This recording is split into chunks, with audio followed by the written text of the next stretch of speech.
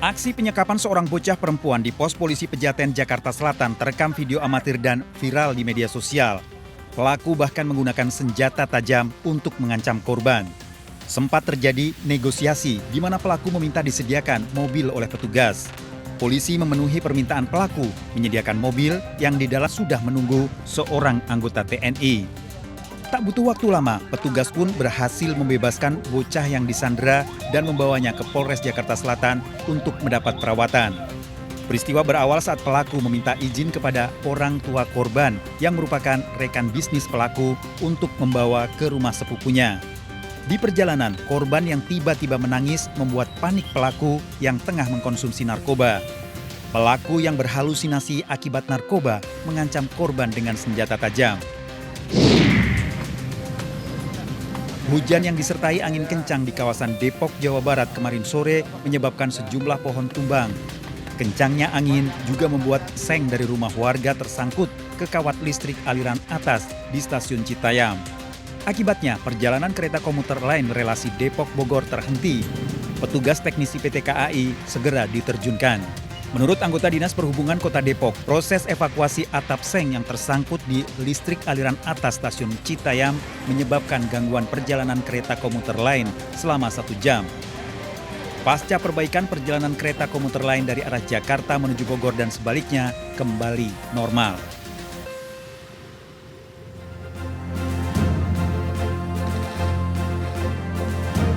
Berawal dari cekcok mulut, seorang pengendara motor di Cilegon, Banten berkelahi menggunakan senjata tajam.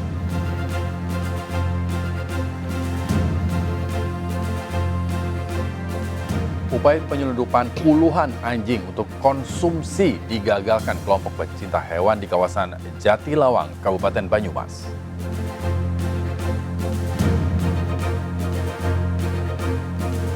Menunggu tindakan penyelamatan pabrik tekstil besar Stritex, puluhan ribu karyawan tetap bekerja.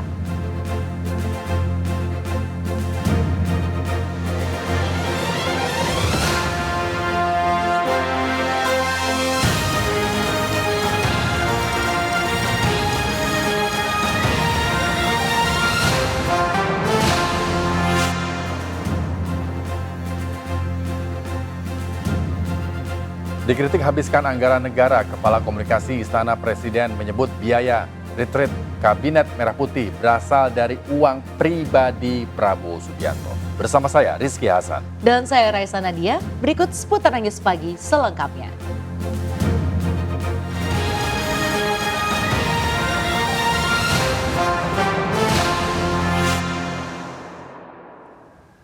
Pemirsa, seorang bocah perempuan 4 tahun menjadi korban penyanderaan oleh pria 54 tahun di pos polisi Pejaten, Jakarta Selatan. Pelaku nekat menyandera korban karena berhalusinasi usai mengkonsumsi narkoba.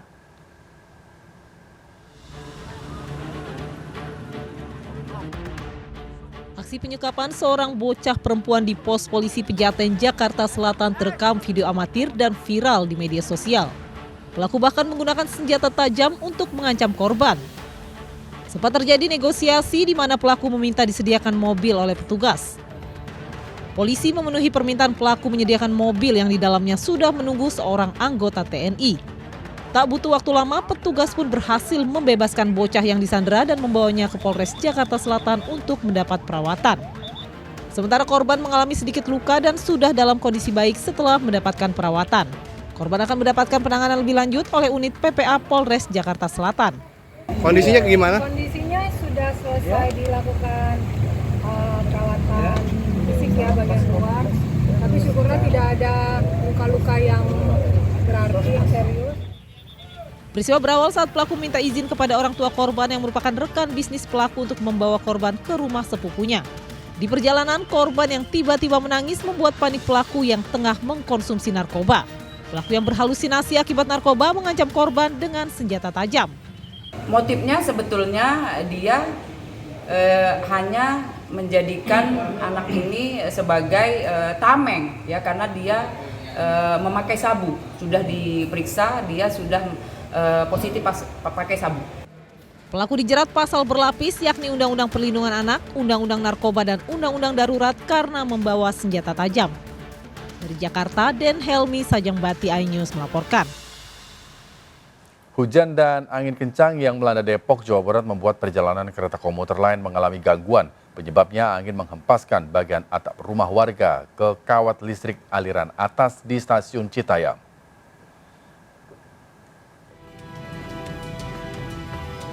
Hujan disertai angin kencang di kawasan Depok, Jawa Barat kemarin sore menyebabkan sejumlah pohon tumbang. Kencangnya angin juga membuat atap seng dari rumah warga tersangkut ke kawat listrik aliran atas di stasiun Citayam. Akibatnya perjalanan kereta komuter lain relasi Depok-Bogor terhenti. Petugas teknisi PT KAI segera diterjunkan.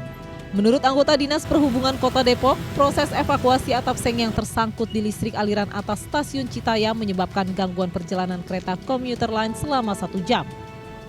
Ya sedikit terlambat, cuman saya kopi, jadi nunggu lancar baru naik. Sempat tertahan kereta yang arah Bogor 1 jam sekitar jam 4 sampai jam 5. Kalau untuk arah Jakarta sendiri Aman, tetap dibuka. Tapi untuk yang tertahan aja yang sampai Depok itu jalur Bogor. Pasca perbaikan, perjalanan kereta komuter lain dari arah Jakarta menuju Bogor dan sebaliknya kembali normal. Dari Depok, Jawa Barat, Iyung Rizky melaporkan. Pemirsa, bangunan selasar Pasar Wameo, Kota Bau-Bau, Sulawesi Tenggara tiba-tiba roboh. 2 orang luka dan 10 kendaraan rusak berat tertimpa reruntuhan bangunan.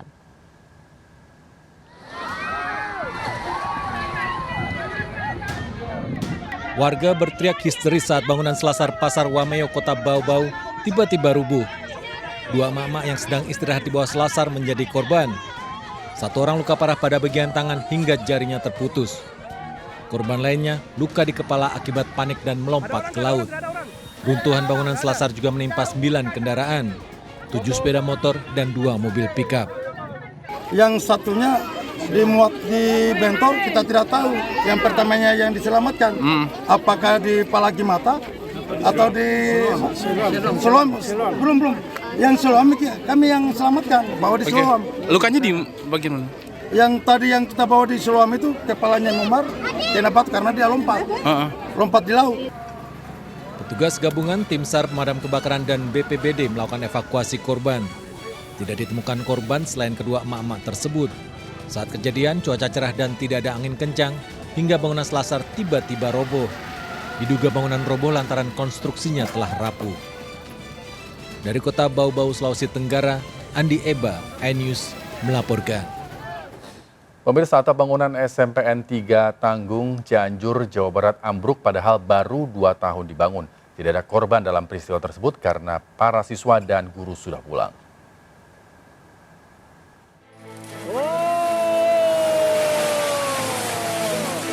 akhirnya kan telah terjadi rubuh. Dan pasti gitu cek saya, oke. Pasti gitu. Atap ruang lab komputer SMP Negeri 3 Tanggeng, Cianjur, Jawa Barat ambruk. Sebelum ambruk, bagian genteng sebelah kiri sudah merosot dan plafon jebol.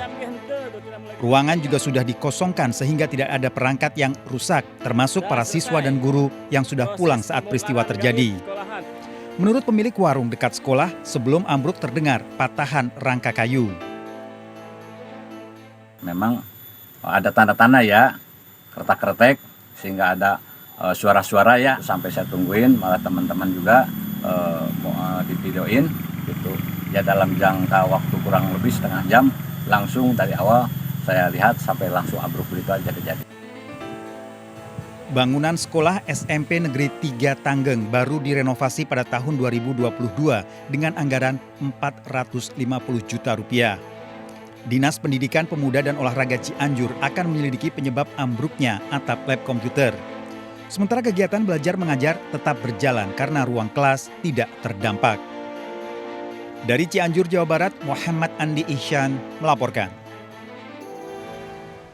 Sebuah bangunan cagar budaya di kawasan Naripan, Kota Bandung tiba-tiba ambruk dan menimpa pengunjung di dalamnya.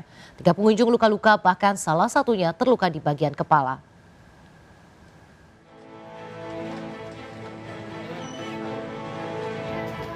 Gedung utama Pusat Kebudayaan Jawa Barat yang dikenal dengan Yayasan Pusat Kebudayaan atau YPK di kawasan Naripan, Kota Bandung ambruk. Pengunjung dan panitia yang ada di dalamnya tertimpa reruntuhan atap gedung yang tiba-tiba roboh. Satpol PP pun datang memeriksa lokasi. Sebelumnya tidak ada tanda-tanda gedung tersebut akan runtuh, bahkan gedung nampak baik-baik saja, tidak ada kerusakan. Saat kejadian, sedang digelar pameran lukisan, sehingga terdapat kegiatan di dalam gedung. Akibat kejadian ini, pengunjung dan panitia yang berjumlah 3 orang mengalami luka luar maupun dalam karena tertimpa material bangunan. Bahkan salah satunya mengalami luka robek di bagian kepala. Ya pun saya kan yang jaga berdua sama korban juga. Sebagai penjaga yang notabene-nya di depan. Itu tuh nggak sempet lari, saking cepet robohnya tuh nggak sempet lari, jadi keburu udah aja ngelindungin gitu. Tapi kondisi di dalam lagi ada pengunjung 1 orang, kebetulan lagi muter-muter, itu pun kondisinya si pengunjung nggak terlalu jauh dari pintu sebetulnya, masih dekat kuratorial, sama nggak sempet lari juga. Hingga kini pihak Dinas Pariwisata dan Kebudayaan Jawa Barat selaku pemilik gedung maupun pihak pengelola belum memberi keterangan. Dari Bandung, Jawa Barat, Ervan David melaporkan. Gregorius Ronald Tanur ditahan di Rutan Kelas 1 Surabaya Medaeng sejak Minggu malam. Kepala Rutan meyakinkan tidak ada perlakuan khusus terhadap Ronald Tanur. Bahkan Ronald tampil dengan kepala plontos seperti tahanan baru lainnya di Rutan. Takutnya ini.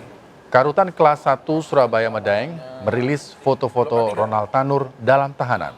Ronald Tanur diperlakukan sama. Di foto tinggal dalam sel bersama tahanan lain, bahkan tampil beda dengan kepala pelontos atau botak. Ronald harus menjalani serangkaian proses administrasi sebelum menghuni sel masa pengenalan lingkungan atau sel Mapenaling di Blok A, Kamar A3. Selama sepekan, Ronald masih menjalani masa pengenalan lingkungan dan tidak diperkenankan untuk ditemui keluarga.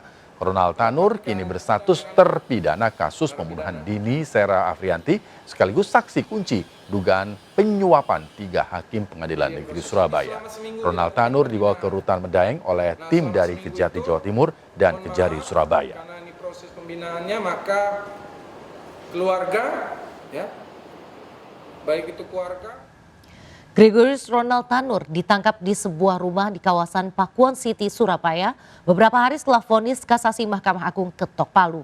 Sebelumnya jaksa telah mencoba mengeksekusi Ronald Tanur, mencarinya dari Surabaya hingga Jakarta namun tak membuahkan hasil. Tim Kejaksaan Tinggi Jawa Timur dan Kejari Surabaya segera naik ke lantai 2 rumah menemui terpidana Gregorius Ronald Tanur. Setelah beberapa hari pencarian, Ronald Tanur akhirnya ditemukan di sebuah rumah Blok E3 klaster Virginia Regency, perumahan Pakuan City, Surabaya. Ronald Tanur menghilang setelah kasasi MA membatalkan vonis bebasnya terbit 23 Oktober lalu. Tidak ada perlawanan, bahkan diduga Ronald Tanur sudah mengetahui perihal penjemputan ini dan menyiapkan pakaian dalam tas putih yang dibawanya. Ronald Tanur dibawa menuju kantor Kejaksaan Tinggi Jawa Timur. Pengadilan di Kejaksaan Tinggi Jawa Timur karena kami masih melakukan pemeriksaan pemeriksaan tim penyidik Kejaksaan Agung. Kejaksaan Agung telah menggeledah rumah mewah milik mantan pejabat Mahkamah Agung Zarof Rikar di kawasan Senayan, Kebayoran Baru, Jakarta Selatan. Petugas keamanan menjadi salah satu saksi saat penyidik Kejagung menemukan uang hampir 1 triliun rupiah dan 51 kg logam mulia.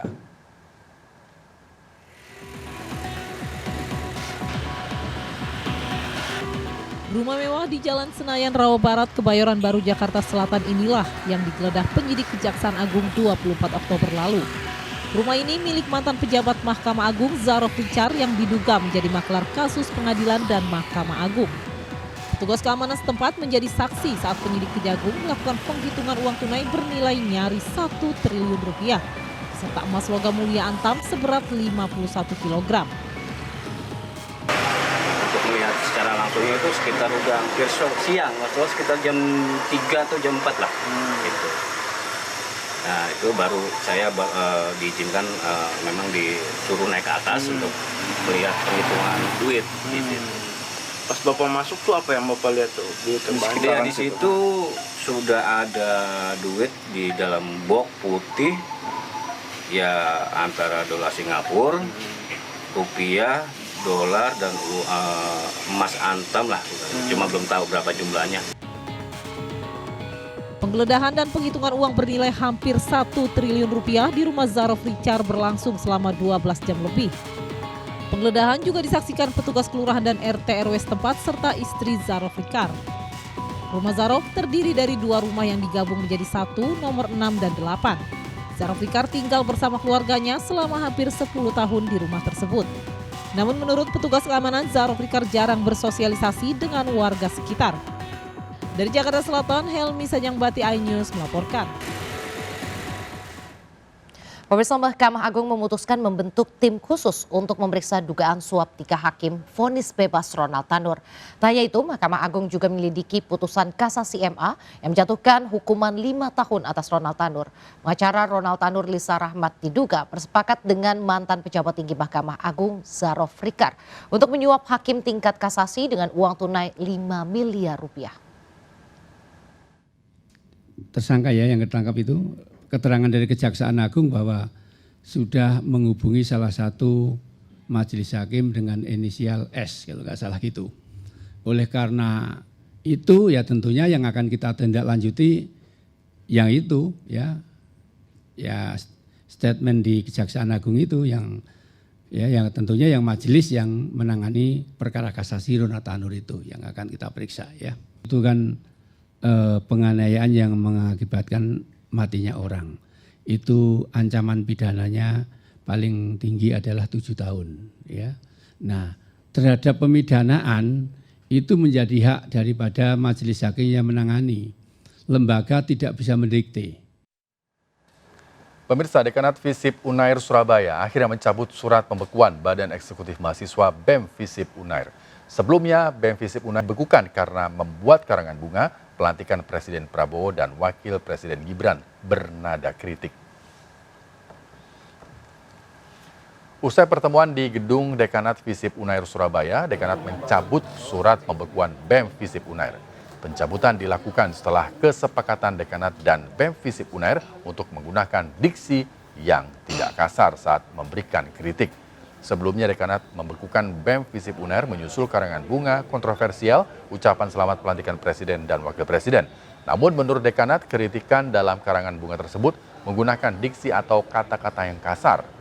Dekanat meminta kritikan yang disuarakan mahasiswa tidak menggunakan diksi atau kata-kata kasar yang tidak mencerminkan mahasiswa.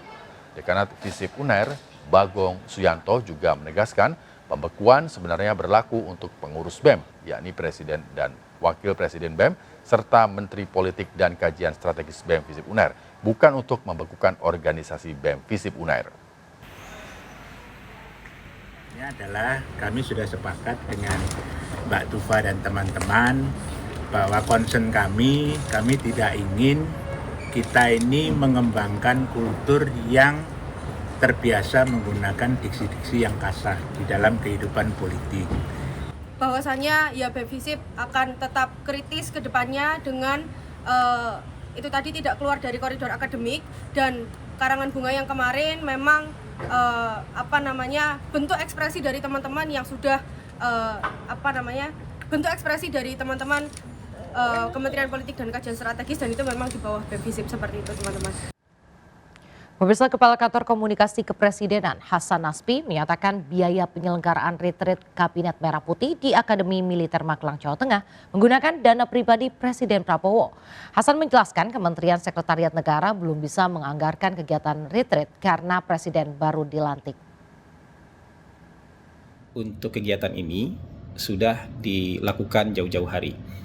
Pembangunan infrastruktur di sana, mulai dari tenda, saluran air, saluran listrik, ruang kelas, ruang tempat rapat koordinasi kabinet, itu sudah dibuat dari 1 bulan sebelumnya.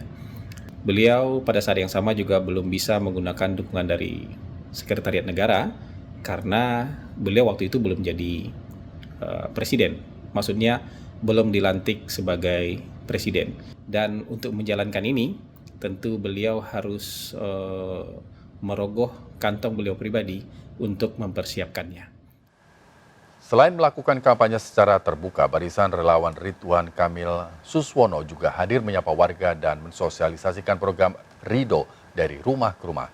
Calon Wakil Gubernur nomor urut 3, Rano Karno, meninjau Masjid Apung di kawasan Ancol, Jakarta Utara. Relawan barisan pendukung Ridwan Kamil Suswono melakukan sosialisasi program Ridho dari rumah ke rumah di lingkungan RT 16 RW 8 Kedoya, Jakarta Barat.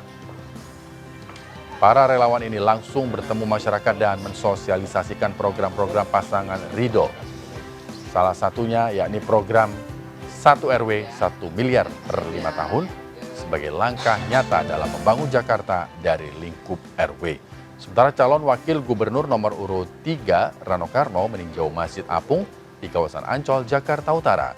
Dalam kunjungannya, Bang Dul bertemu dengan loyalis Anies Baswedan dan berjanji akan melanjutkan program kerja Anies Baswedan yang tertunda. Terima kasih, Bu.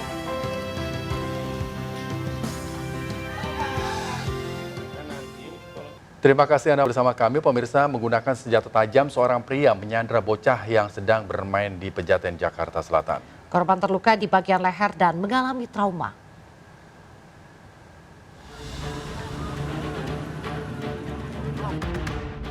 Aksi penyekapan seorang bocah perempuan di pos polisi Pejaten, Jakarta Selatan terekam video amatir dan viral di media sosial.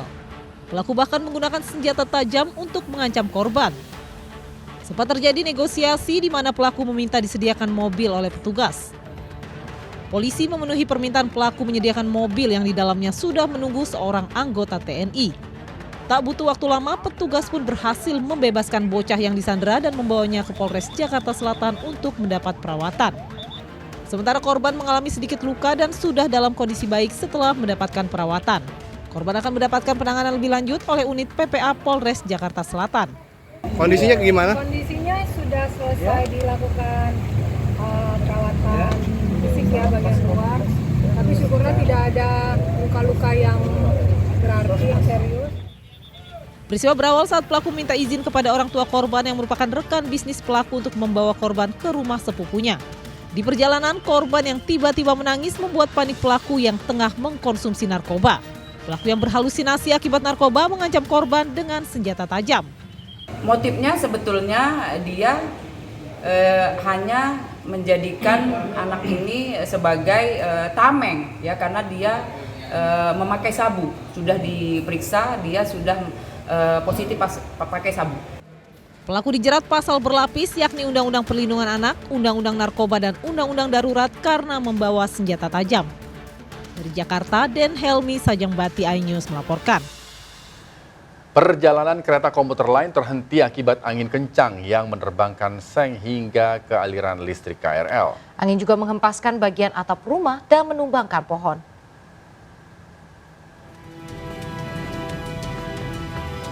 Hujan disertai angin kencang di kawasan Depok, Jawa Barat kemarin sore menyebabkan sejumlah pohon tumbang. Kencangnya angin juga membuat atap seng dari rumah warga tersangkut ke kawat listrik aliran atas di stasiun Citayam. Akibatnya perjalanan kereta komuter lain relasi Depok-Bogor terhenti. Petugas teknisi PT KAI segera diterjunkan. Menurut anggota Dinas Perhubungan Kota Depok, proses evakuasi atap seng yang tersangkut di listrik aliran atas stasiun Citayam menyebabkan gangguan perjalanan kereta komuter lain selama 1 jam. Ya sedikit terlambat, cuman saya kopi. Jadi nunggu lancar baru naik. Sempat tertahan kereta yang arah Bogor 1 jam sekitar jam 4 sampai jam 5. Kalau untuk arah Jakarta sendiri Aman, tetap dibuka. Tapi untuk yang tertahan aja yang sampai Depok itu jalur Bogor. Pasca perbaikan, perjalanan kereta komuter lain dari arah Jakarta menuju Bogor dan sebaliknya kembali normal. Dari Depok, Jawa Barat, Iyung Rizky melaporkan.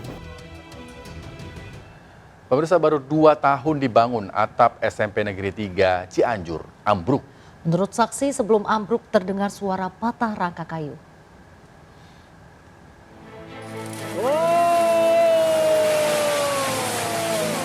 Akhirnya kan telah terjadi rubuh. Dan pasti gitu cek saya, oke.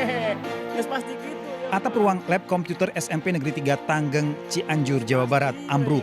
Sebelum ambruk, bagian genteng sebelah kiri sudah merosot dan plafon jebol. Ruangan juga sudah dikosongkan sehingga tidak ada perangkat yang rusak, termasuk para siswa dan guru yang sudah pulang saat peristiwa terjadi. Menurut pemilik warung dekat sekolah, sebelum ambruk terdengar patahan rangka kayu. Memang ada tanda-tanda ya, kretek-kretek, sehingga ada suara-suara ya, sampai saya tungguin, malah teman-teman juga mau divideoin gitu. Ya dalam jangka waktu kurang lebih setengah jam, langsung dari awal saya lihat sampai langsung ambruk begitu aja terjadi. Bangunan sekolah SMP Negeri 3 Tanggeng baru direnovasi pada tahun 2022 dengan anggaran 450 juta rupiah. Dinas Pendidikan Pemuda dan Olahraga Cianjur akan menyelidiki penyebab ambruknya atap lab komputer. Sementara kegiatan belajar mengajar tetap berjalan karena ruang kelas tidak terdampak. Dari Cianjur, Jawa Barat, Muhammad Andi Ihsan melaporkan. Sejumlah pengunjung terluka di bagian kepala saat bangunan cagar budaya di kawasan Naripan, Kota Bandung tiba-tiba ambruk.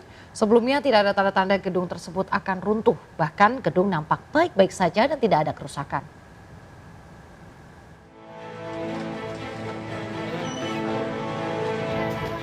Gedung utama Pusat Kebudayaan Jawa Barat yang dikenal dengan Yayasan Pusat Kebudayaan atau YPK di kawasan Naripan, Kota Bandung ambruk. Pengunjung dan panitia yang ada di dalamnya tertimpa reruntuhan atap gedung yang tiba-tiba roboh. Satpol PP pun datang memeriksa lokasi. Sebelumnya tidak ada tanda-tanda gedung tersebut akan runtuh, bahkan gedung nampak baik-baik saja, tidak ada kerusakan. Saat kejadian sedang digelar pameran lukisan sehingga terdapat kegiatan di dalam gedung. Akibat kejadian ini, pengunjung dan panitia yang berjumlah 3 orang mengalami luka luar maupun dalam karena tertimpa material bangunan. Bahkan salah satunya mengalami luka robek di bagian kepala. Ya pun saya kan yang jaga berdua sama korban juga. Sebagai penjaga yang notabene-nya di depan. Itu tuh nggak sempet lari. Saking cepet robohnya tuh nggak sempet lari. Jadi keburu udah aja ngelindungin gitu. Tapi kondisi di dalam lagi ada pengunjung 1 orang. Kebetulan lagi muter-muter, itu pun kondisinya si pengunjung nggak terlalu jauh dari pintu sebetulnya, masih dekat kuratorial. Sama, nggak sempet lari juga. Hingga kini pihak Dinas Pariwisata dan Kebudayaan Jawa Barat selaku pemilik gedung maupun pihak pengelola belum memberi keterangan. Dari Bandung, Jawa Barat, Ervan David melaporkan. Kita ke berita korupsi, pemirsa. Kepala Rutan Medaeng Surabaya menunjukkan kondisi Ronald Tanur di ruang tahanan. Dengan kepala sudah digunduli, Ronald di tahanan Rutan Kelas 1 Surabaya Medaeng bersama narapidana lain. Karutan Kelas 1 Surabaya Medaeng merilis foto-foto Ronald Tanur dalam tahanan. Ronald Tanur diperlakukan sama, difoto tinggal dalam sel bersama tahanan lain, bahkan tampil beda dengan kepala pelontos atau potak. Ronald harus menjalani serangkaian proses administrasi sebelum menghuni sel masa pengenalan lingkungan atau sel Mapenaling di Blok A Kamar A3. Selama sepekan, Ronald masih menjalani masa pengenalan lingkungan dan tidak diperkenankan untuk ditemui keluarga. Ronald Tanur kini berstatus terpidana kasus pembunuhan Dini Sera Afrianti sekaligus saksi kunci dugaan penyuapan 3 hakim Pengadilan Negeri Surabaya. Ronald Tanur dibawa ke Rutan Medaeng oleh tim dari Kejati Jawa Timur dan Kejati Surabaya.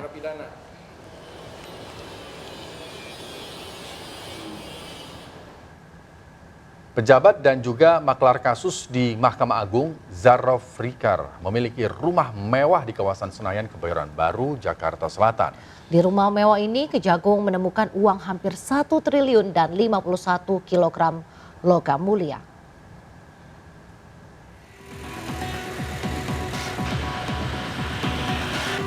Rumah mewah di Jalan Senayan, Rawa Barat, Kebayoran Baru, Jakarta Selatan inilah yang digeledah penyidik Kejaksaan Agung 24 Oktober lalu. Rumah ini milik mantan pejabat Mahkamah Agung Zarof Rikar yang diduga menjadi maklar kasus pengadilan dan Mahkamah Agung. Petugas keamanan setempat menjadi saksi saat penyidik Kejagung melakukan penghitungan uang tunai bernilai nyaris 1 triliun rupiah, serta emas logam mulia antam seberat 51 kilogram. Untuk melihat secara langsung langsungnya itu sekitar udah hampir siang, maksudnya sekitar jam 3 atau jam 4 lah. Gitu.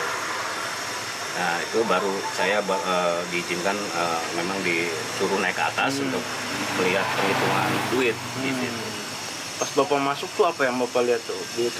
Di situ sudah ada duit di dalam box putih, ya antara dolar Singapura, rupiah, dolar dan emas antam lah.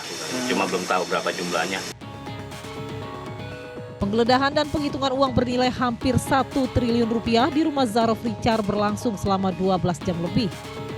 Penggeledahan juga disaksikan petugas kelurahan dan RT RW setempat serta istri Zarof Richard. Rumah Zarof terdiri dari 2 rumah yang digabung menjadi 1, nomor 6 dan 8. Zarof Richard tinggal bersama keluarganya selama hampir 10 tahun di rumah tersebut. Namun menurut petugas keamanan, Zarof Richard jarang bersosialisasi dengan warga sekitar. Dari Jakarta Selatan, Helmi Sajangbati, iNews melaporkan. Dikritik habiskan anggaran negara, Kepala Komunikasi Istana Presiden menyebut biaya retreat Kabinet Merah Putih berasal dari uang pribadi Prabowo Subianto. Hasan menjelaskan Kementerian Sekretariat Negara belum bisa menganggarkan kegiatan retreat karena Presiden baru dilantik. Persiapan untuk kegiatan ini sudah dilakukan jauh-jauh hari. Pembangunan infrastruktur di sana mulai dari tenda, saluran air, saluran listrik, ruang kelas, ruang tempat rapat koordinasi kabinet itu sudah dibuat dari 1 bulan sebelumnya.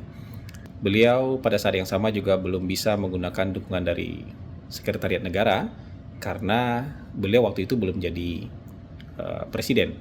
Maksudnya belum dilantik sebagai presiden. Dan untuk menjalankan ini tentu beliau harus merogoh kantong beliau pribadi untuk mempersiapkannya.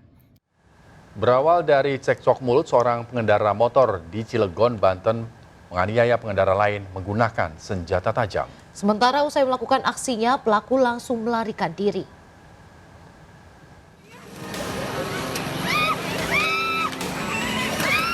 Dalam rekaman video amatir terlihat kedua pengendara awalnya saling adu mulut sambil berteriak. Tak berselang lama, salah satu pengendara mengeluarkan senjata tajam dari balik jaketnya. Pelaku pun secara membabi buta menyerang korban. Akibatnya korban mengalami luka parah di kepala, dagu, dan lengan. Nyerempet, cuman dari pihak korban nggak ngaku bahwa nyerempet. Nah nggak terimalah. Nah dengan tiba-tiba langsung aja itu ngeluarin.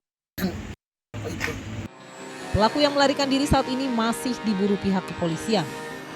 Dari Cilegon, Banten, Iskandar Nasution, iNews melaporkan. Upaya penyelundupan puluhan anjing digagalkan kelompok pecinta hewan di kawasan Jatilawang, Kabupaten Banyumas, Jawa Tengah. Saat ditemukan, puluhan anjing nampak lemas dengan kondisi mulut dan kaki terikat serta dimasukkan ke dalam karung.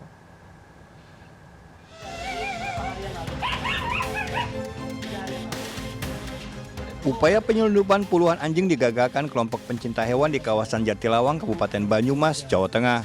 Saat ditemukan dalam mobil blind van, puluhan anjing dalam kondisi lemas dengan kondisi mulut dan kaki terikat serta dimasukkan ke dalam karung. Rencananya, anjing asal Garut, Jawa Barat akan dibawa ke Solo untuk dikonsumsi. Ini kan perdagangan daging anjing yang mana ini kan dibawa dari Garut. Garut itu daerah Jawa Barat yang belum bebas rabies. Dan mereka ingin dikirim ke daerah Solo Raya. Yang mana di situ kan Solo Raya sudah daerah bebas rabies. Diketahui dari 35 anjing, 4 lainnya dalam kondisi mati. Usai digagalkan upaya penyelundupan anjing, seorang warga Garut menjadi tersangka. Dari pengakuannya, puluhan anjing dibeli seharga Rp100.000 per ekor dan akan dijual dengan harga bervariasi sesuai dengan kemampuan pembeli. Saat ini dari temuan masyarakat tersebut, kita sudah memproses lebih lanjut terkait dengan penyidikan.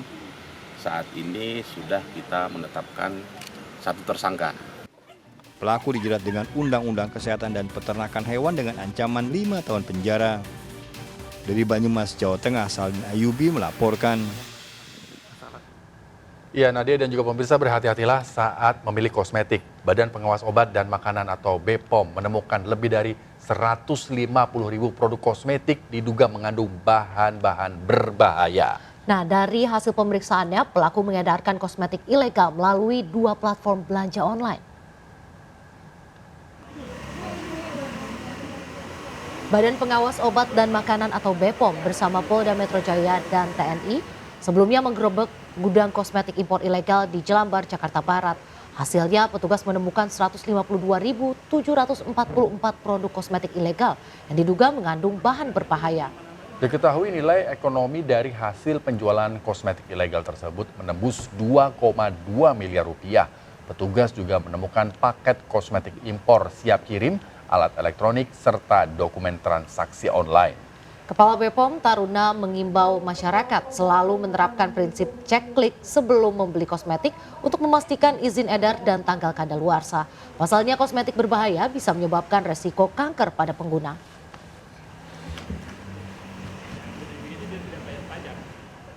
Pemirsa, PT Sri Rejeki Isman atau Sritek di Sukoharjo, Jawa Tengah mengalami pilot dan diputuskan Pengadilan Negeri Niaga Semarang.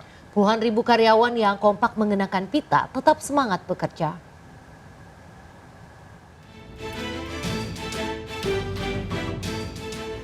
PT Sritek di Sukoharjo merupakan perusahaan tekstil dan garmen yang terintegrasi dan terbesar di Asia Tenggara. Perusahaan ini mempekerjakan 50.000 karyawan yang menangani pemintalan, tenun, dyeing, percetakan, finishing kain, hingga pembuatan pakaian. Setelah dinyatakan pilot oleh Pengadilan Niaga Negeri Semarang, puluhan ribu karyawan mengenakan pita hitam bertuliskan "Selamatkan Sritek" di lengan kanan. Pemerintah terus berkomunikasi dengan Presiden Direktur PT Sritek Iwan Lukminto. Selain itu, Kementerian Tenaga Kerja diminta melakukan kunjungan. Ternyata tidak ada yang gelisah. Itu hanya opini-opini liar yang saya tidak tahu sengaja membuat kesan negatif terhadap perusahaan Sritek itu sendiri. Dan negara sadar nggak bisa tidak. Karena dampak itu itu membuat kita khawatir.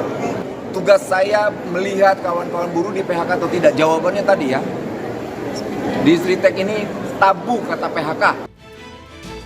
Presiden Prabowo Subianto telah memerintahkan 4 kementerian untuk menyelamatkan PT Sritek yang dinyatakan pilot, salah satunya Kementerian Keuangan. Anggito Abimanyu menyebut mekanisme penyelamatan PT Sritek akan segera ditindaklanjuti. Itu akan sudah disampaikan oleh Pak Menteri Perindustrian ya.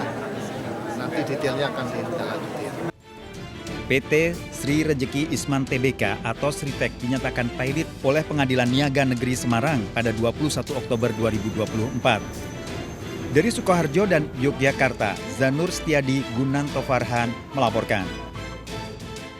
Klub Manchester United secara resmi mendepak manajer Erik ten Hag yang menukangi setan merah sejak musim panas 2022. Dalam pernyataan resminya, Manchester United mengatakan pria asal Belanda tersebut meninggalkan posisinya sebagai manajer. Erik ten Hag menghadirkan 2 trofi domestik ke Old Trafford, yakni Piala Liga Inggris edisi 2023 serta Piala FA edisi 2024. Pemecatan Ten Hag dilakukan setelah MU menuai hasil buruk pada musim kompetisi 2024-2025. Hingga pekan ke-9 English Premier League, Bruno Fernandes dan kolega terdampar di peringkat 14. Terakhir, MU kalah 1-2 di London Stadium saat jumpa West Ham United. Untuk sementara, MU menunjuk mantan striker Ruud van Nistelrooy sebagai manajer caretaker.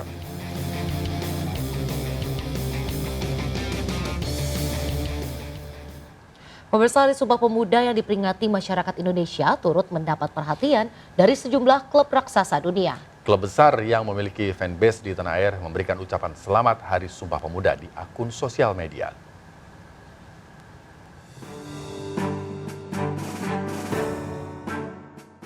Ucapan unik ini diunggah klub asal Inggris Manchester United. Menampilkan Garnacho dan Kobbie Mainoo, MU mengucapkan selamat Hari Sumpah Pemuda kepada seluruh pemuda dan masyarakat di Indonesia. Dalam postingannya, The Red Devils menggunakan kutipan dari Presiden pertama Republik Indonesia, Soekarno. Postingan MU pun mendapatkan sambutan positif dari warganet. Tak hanya dari Inggris, klub elit asal Prancis, Paris Saint-Germain, turut mengucapkan Hari Sumpah Pemuda. PSG mencuri perhatian warganet karena lengkap menggunakan caption dengan bahasa Indonesia. Klub asal Italia tak mau ketinggalan. Mempunyai fanbase di Indonesia, Juventus juga mengucapkan selamat Hari Sumpah Pemuda. La Vecchia Signora menampilkan pemain muda asal Turki, Kenan Yildiz, lengkap dengan nuansa hitam putih, warna khas dari klub raksasa negeri pizza tersebut. Dalam upacara peringatan Hari Sumpah Pemuda ke-96, Menteri Komunikasi dan Digital Menkomdigi Mutia Hafid mengungkapkan peran penting pemuda dalam pembangunan sektor digital dalam negeri.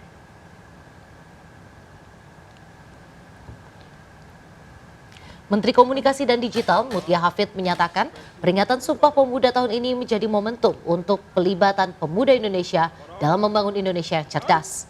Mutia turut mengajak Sivitas Kemenkomdigi untuk segera melakukan transformasi guna mewujudkan asta cita Presiden Prabowo Subianto. Menurutnya Prabowo berpesan agar Komdigi dapat bekerja dengan mengutamakan kepentingan bangsa, bekerja nyata dengan hasil yang bisa dirasakan langsung oleh masyarakat.